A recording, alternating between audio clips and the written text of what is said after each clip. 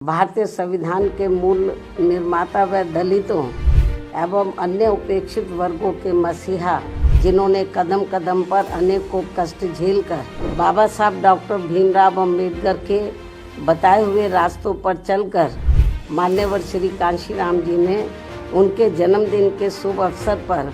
अर्थात दिनांक 14 अप्रैल सन 1984 को बहुजन समाज पार्टी के नाम से राजनीतिक पार्टी का विधिवत गठन किया। मीडिया बंधुओं, मैं आप लोगों का ध्यान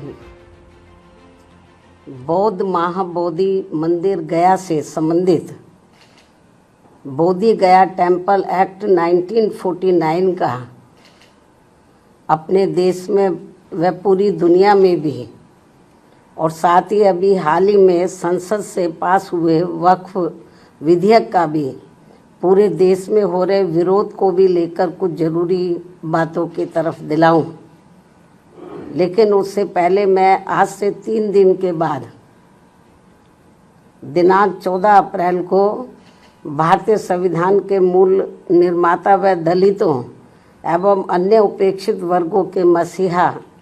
परम पूज्य बाबा साहब डॉक्टर भीमराव अंबेडकर की जो जयंती है, तो उनको आज एडवांस में ही सबसे पहले मैं अपनी व पार्टी की तरफ से पूरे तहे दिल से अपने श्रद्धा सुमन अर्पित करती हूँ, जिन्होंने कदम कदम पर अनेकों कष्ट झेलकर अपनी पूरी जिंदगी इस देश में सदियों से जातिवादी व्यवस्था के शिकार रहे लोगों को आत्मसम्मान व स्वाभिमान की जिंदगी बसर करने के लिए समर्पित की है, जिसके लिए इन्होंने भारतीय संविधान में हर स्तर पर इनको जरूरी कानूनी अधिकार भी दिए हैं। लेकिन दुख की बात यह है कि उनका केंद्र व राज्यों की अब तक रही अधिकांश सरकारों में अभी तक भी इन्हें पूरा लाभ नहीं मिल पा रहा है, जिसकी खास वजह से ही बाबा साहब डॉक्टर भीमराव अंबेडकर के बताए हुए रास्तों पर चलकर मान्यवर श्री कांशीराम जी ने उनके जन्मदिन के शुभ अवसर पर अर्थात दिनांक 14 अप्रैल सन 1984 को बहुजन समाज पार्टी के नाम से राजनीतिक पार्टी का विधिवत गठन किया और फिर इस पार्टी के जरिए ही पूरे देश में इनके अनुयायियों को अपने पैरों पर खड़े करने का निरंतर प्रयास भी जारी रखा और अभी भी है। जबकि पिछले कुछ वर्षों से कांग्रेस, बीजेपी व अन्य जातिवादी पार्टियां खासकर बाबा साहब के जन्मदिन के मौके पर उनके अनुयायियों के वोटों को लुभाने के लिए जो किस्म किस्म के हथकंडे इस्तेमाल कर रही हैं और इस बार भी कर रही हैं, तो उनके बहकावे में ना आकर इन्हें अपनी एकमात्र हितैषी पार्टी बीएसपी के बताए हुए रास्तों पर चलकर ही उनके अधूरे रहे कारवां को मंजिल तक जरूर पहुंचाना है। इतना ही नहीं बल्कि बाबा साहब ने अपने आखिरी समय में दिनांक 14 अक्टूबर सन 1956 को अपने अपार अनुयायियों के साथ धर्म परिवर्तन करके जो बौद्ध धर्म की दीक्षा ली है, तो उसे भी अब जातिवादी मानसिकता के लोग सनातनी बनाने में लगे। इस धर्म को भी, ये भी अति चिंता की बात है। और इस संदर्भ में ये बात सर्वविदित है कि बिहार राज्य का बोध गया बौद्ध तीर्थ स्थल के रूप में देश व दुनिया भर में अति विख्यात है। बोध गया में तथागत गौतम बुद्ध के पवित्र ज्ञान स्थली पर स्थापित भव्य व अति प्राचीन महाबोधि मंदिर में सरकारी व गैर सरकारी स्तर पर गैर बौद्ध धर्म के मानने वाले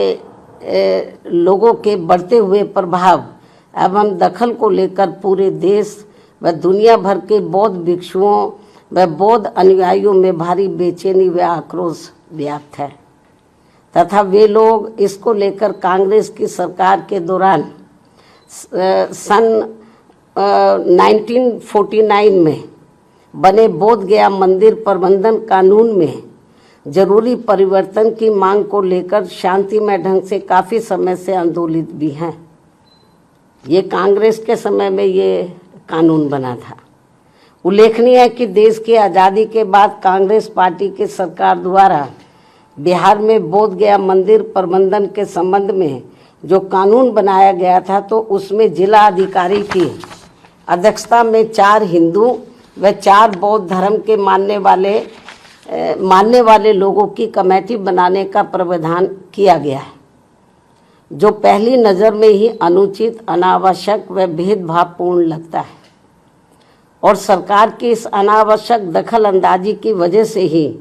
वहाँ महाबोधि मंदिर में पूजा पाठ, देखरेख, संपत्तियों के संरक्षण, उसका रखरखाव व साफ सफाई आदि के साथ ही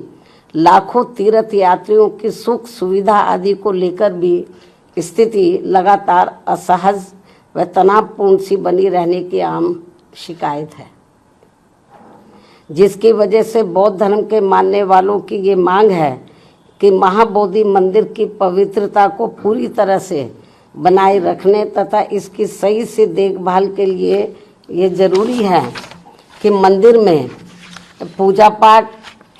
उसकी सुरक्षा व संरक्षण आदि की पूरी जिम्मेवारी बौद्ध भिक्षुओं व बौद्ध धर्म के अनुयायियों को ही सौंपी जाए, जो इनकी ये मांग जायज़ है, जिस पर वर्तमान सरकार को तत्काल उचित ध्यान देना चाहिए। वैसे भी अधिकतर लोगों का यही मानना है कि 1949 में जब मंदिर प्रबंधन के संबंध में कानून बन रहा था, तो तभी कांग्रेस पार्टी की केंद्र व बिहार राज्य की सरकार को संविधान के धर्मनिरपेक्षता के सिद्धांतों का सही से अनुपालन करते हुए महाबोधि मंदिर प्रबंधन कानून में किसी गैर बौद्ध धर्म के मानने वाले लोगों को कमेटी का सदस्य बनाने का प्रावधान ही नहीं रखना चाहिए था। ये कांग्रेस की बहुत बड़ी गलती रही है। इससे फिर अनावश्यक परेशानी व विवाद से बचा जा सकता था। किंतु अब जबकि ये मामला काफ़ी तूल पकड़कर भारी विवाद का रूप धारण कर चुका है, तो ऐसे में केंद्र व बिहार की एनडीए सरकार को इसमें तत्काल आवश्यक सुधार जरूर करना चाहिए, ऐसी बीएसपी की ये पुरजोर मांग है। इस क्रम में नए वक्फ कानून के तहत राज्य वक्फ बोर्डों में जो नॉन मुस्लिम को रखने का नया प्रावधान किया गया है, वह भी प्रथम दृष्टया अनुचित प्रतीत होता है, जिसका मुस्लिम समाज में भारी विरोध भी है। इसी प्रकार के अन्य नए विवादित प्रावधानों के सुधार को भी लेकर केंद्र सरकार अगर वक्फ कानून को फिलहाल स्थगित करते हुए उस पर समुचित पुनर्विचार करती है, तो ये बेहतर होगा।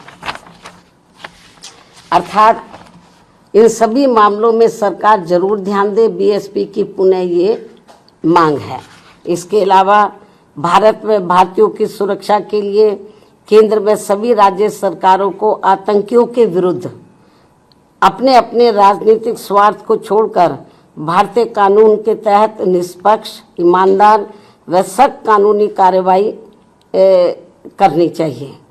या इनके द्वारा होनी चाहिए, तो ये देश व यहाँ के नागरिकों के हित में होगा। इन्हीं जरूरी बातों के साथ ही अब मैं अपनी बात यहीं समाप्त करती हूँ। धन्यवाद। जय भीम व जय भारत।